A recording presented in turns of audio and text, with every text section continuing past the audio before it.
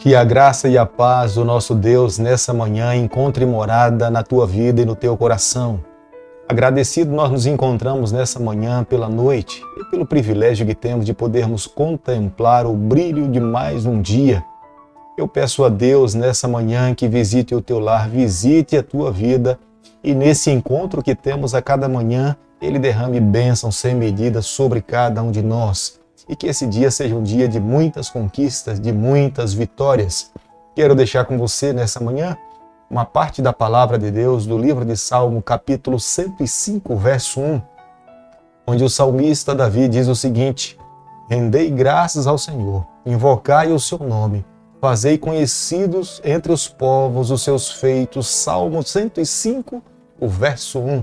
É o que nós temos que fazer a cada dia com a nossa vida. Render graças ao Senhor. Como Ele é bom para nós a tempo e a fora de tempo. Nós precisamos invocar o nome dEle em toda e qualquer circunstâncias.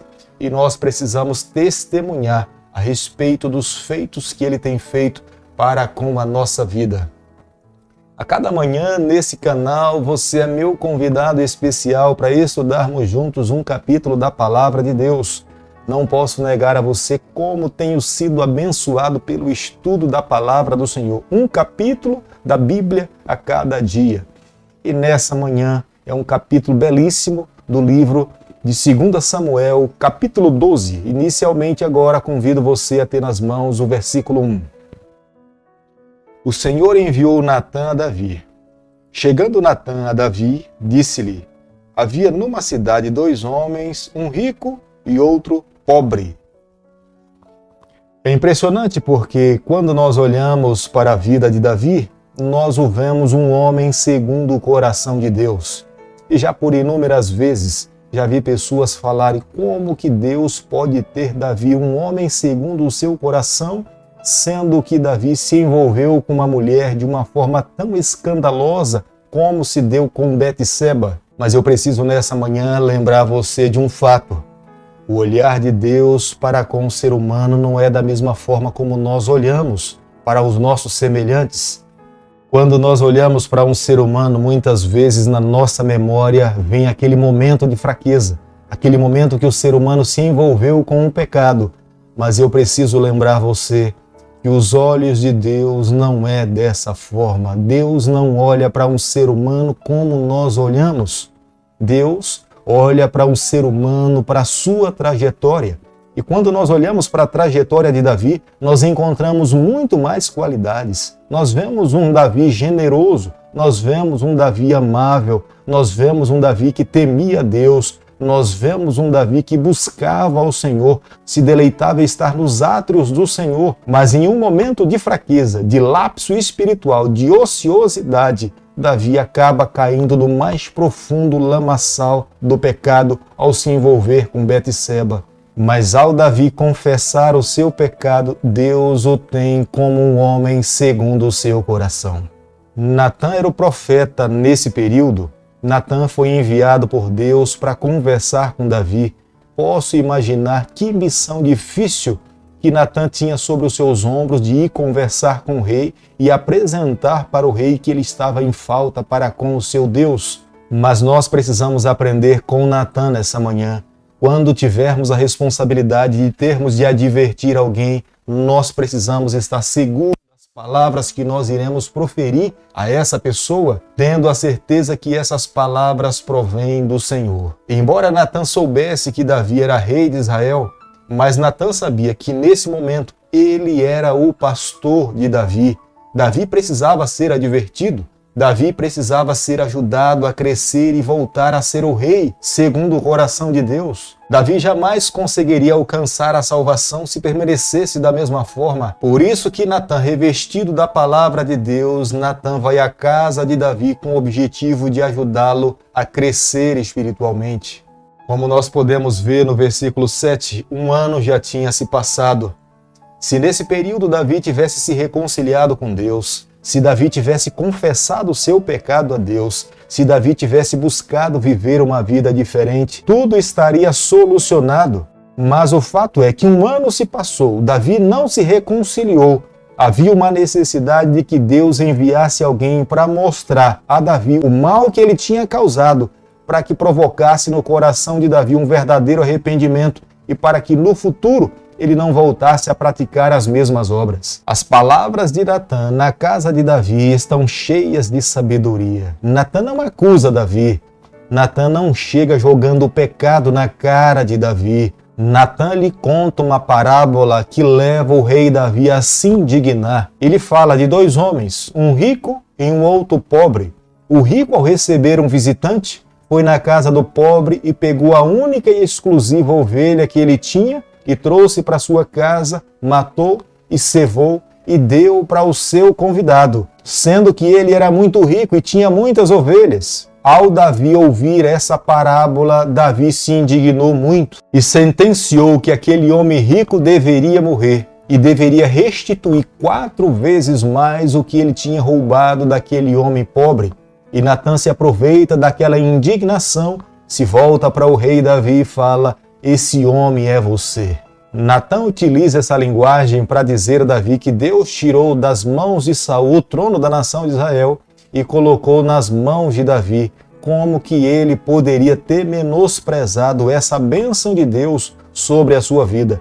E pelo fato de ter se envolvido com o pecado, sempre terá que agora arcar com as consequências. A casa de Davi jamais se apartaria da espada. Da mesma forma como Davi um dia determinou a morte de Urias, Absalão matou Amon. Joabe matou Absalão. Salomão ordenou a morte de Joabe e Adonias. E como consequência final, um dos seus filhos um dia se deitaria com as suas concubinas. Isso se deu na rebelião de Absalão contra Davi. Ele se apossou das concubinas do seu pai.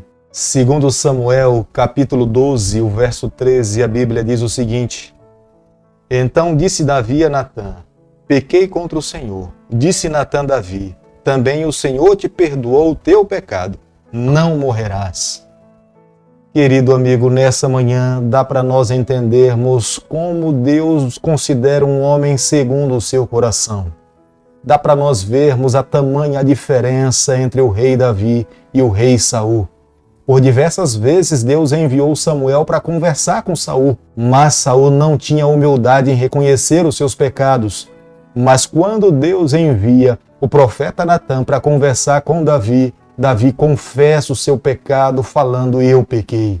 Aqui está a grande diferença de um para o outro. É o que Deus espera na vida de todo pecador. É o que Deus espera na vida de todos os seres humanos. Quando nós nos deparamos com a palavra de Deus, como que nós nos comportamos? A palavra de Deus é regra de fé e prática e de conduta para todo cristão. Quando a palavra de Deus está aberta para nós, nós precisamos ter um coração sensível, como Davi o teve ao receber Natã na sua casa e confessar o seu pecado e reconhecer que esta era a vontade de Deus para a sua vida. E humildemente, Davi confessa o seu pecado e busca viver uma vida de arrependimento. Quando nós nos deparamos com a palavra de Deus, como é que nós nos comportamos? Nós agimos como Saul ou buscamos agir como Davi? Se nós queremos ter um coração segundo o coração de Deus, é necessário de fato agir da mesma forma como Davi agiu. Davi buscou confessar o seu pecado. Davi buscou viver uma vida de arrependimento. Quando nós olhamos para a palavra de Deus, nós não vemos Davi voltar a um estado recorrente de adultério com outras mulheres, mas Davi busca viver uma vida de fidelidade para com o seu Deus.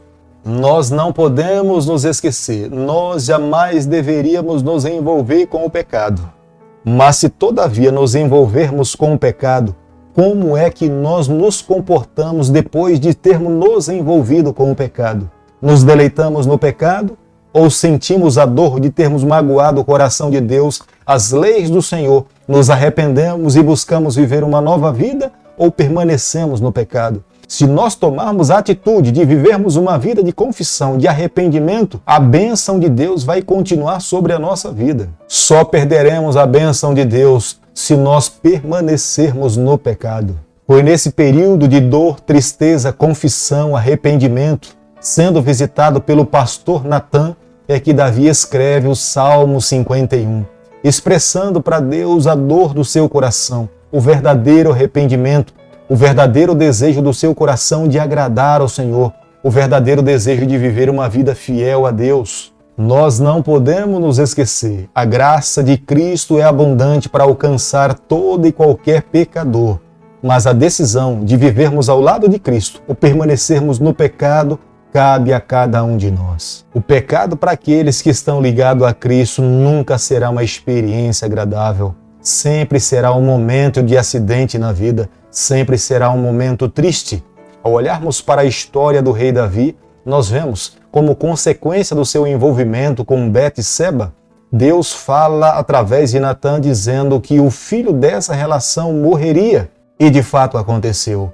Por mais que Davi jejuasse, por mais que Davi intercedesse pedindo que Deus poupara a vida do seu filho, mas essa criança perdeu a sua vida. Embora nós não podemos nos esquecer, Deus se agradou do segundo filho dessa relação, que foi Salomão, e a Bíblia usa a expressão que Deus o amou. O Deus que nós servimos é um Deus justo, é um Deus íntegro, mas é o Deus da graça, é um Deus da segunda oportunidade. Por isso que a cada manhã nós precisamos renovar o nosso compromisso de amá-lo, de viver uma vida de fidelidade para com o nosso Deus e nos colocarmos nas suas mãos por completo.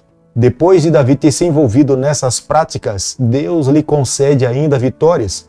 Joabe tinha ido lutar contra a cidade de Rabá e Deus concedeu a vitória a Joabe nessa batalha. O perdão, o amor e a graça de Deus nós encontramos em todas as páginas da palavra do Senhor, tanto no Antigo Testamento quanto no Novo Testamento. Davi trouxe para o território de Israel todo o despojo de guerra, trouxe os seus soldados e os submeteu a todos, e estes homens passaram a trabalhar construindo casa, cortando madeira, servindo ao povo de Deus, e dessa forma, cada vez mais Deus fortalecia Davi no seu trono.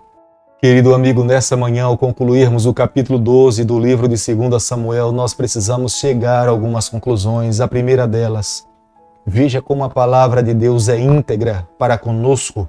Ele não apenas nos apresenta os pontos virtuosos da vida dos grandes homens de Deus, mas ela também nos apresenta os momentos vulneráveis da vida desses homens.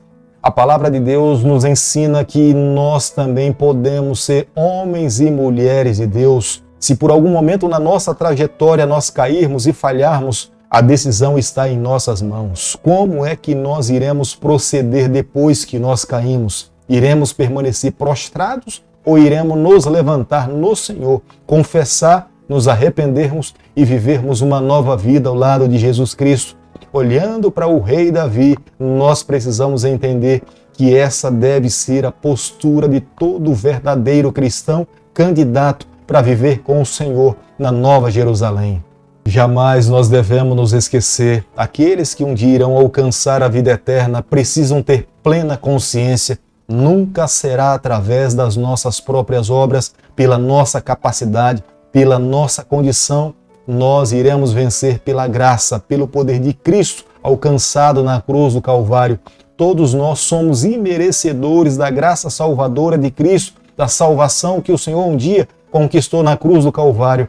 Mas o coração de todo aquele que um dia irá se encontrar com o Senhor na Nova Jerusalém terá o sentimento de quão imerecedores nós somos e que quão grandioso é o nosso Deus em nos conceder a graça de recebermos a salvação em Jesus Cristo.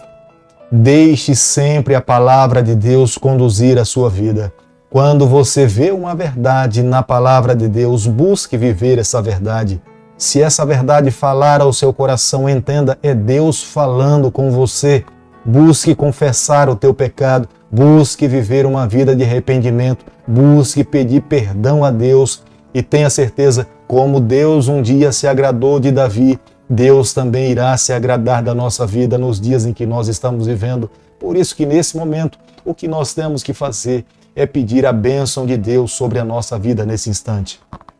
Querido Pai, nas tuas mãos nessa manhã nós nos colocamos, confessamos as nossas falhas.